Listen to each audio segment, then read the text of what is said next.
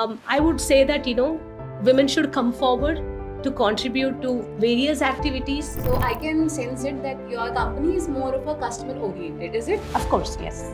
So what are the biggest challenges you face? All right, welcome to Business Matter podcast, and today we are having Miss Cynthia Jones from ECDS, and we are going to know some sort of insights of a company. All right, so first I would like to welcome you here. Thank you, and How are you feeling? I am excited. All right. So, just a couple of questions I want to ask you. The one is, how did you secure your first customers or clients?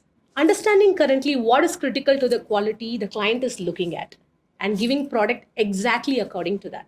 Also, giving more services like 2 extra site visit.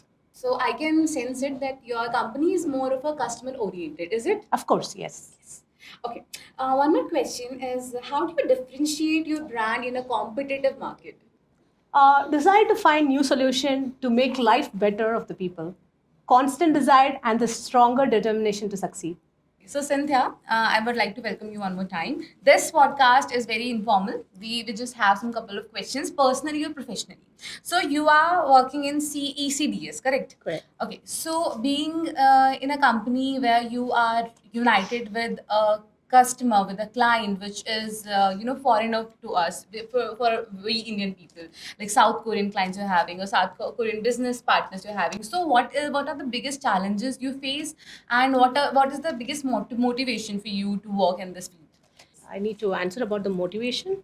Motivation is we are giving a unique solution to the market, which is need of the hour, because we are contributing more on the decarbonization side, and that is the motivation that we have. Challenges is there is a huge sort of understanding that customers have, right? So they don't understand what decarbonization is, right? So that is a big challenge that we face, and we have to educate them first to even position the product. Okay, so you mentioned this decarbonization, and you already mentioned that people don't really get this idea. What is it? So can you please give a brief or crisp description about the decarbonization? All right. So what we do to the earth is day-to-day basis we emit a lot of carbon, starting from your cooking, driving, using your gadgets, whatnot. So this emits a lot of carbon, and technically it pollutes the environment and ended up in the global warming, right? So it is actually completely polluting the environment. So what decarbonization means is you extract out the carbon from the environment, so that when you talk about the carbon dioxide, so it's two components, carbon and oxygen, right? Yes. So when you split out carbon from the oxygen, then again you get the oxygen. Yes. So that is called decarbonization. Okay, okay. And one last question. So I can perceive this from your personality that you seem to be very independent, very self created woman. So is there any advice or anything you want to give to the women who are watching this podcast?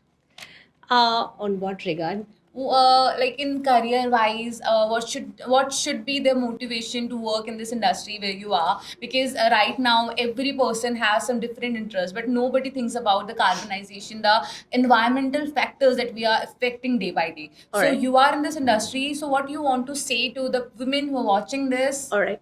So women should think about decarbonization, because charity starts at the home. Yes. So you need to educate your kids, of course, your people at your family about the decarbonization. And right now it has been mandated in the education. So even kids learn about it, how to do the, what is all about decarbonization. And they have a fair bit of understanding of it, right?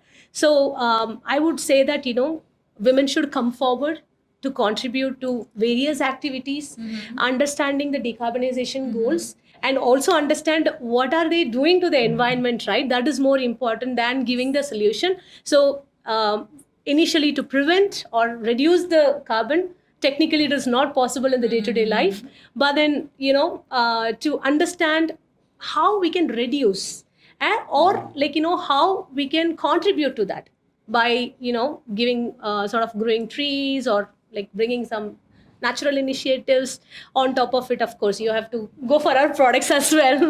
It is very unique in the market, right? So it does the work of a tree, that you cannot plant trees everywhere.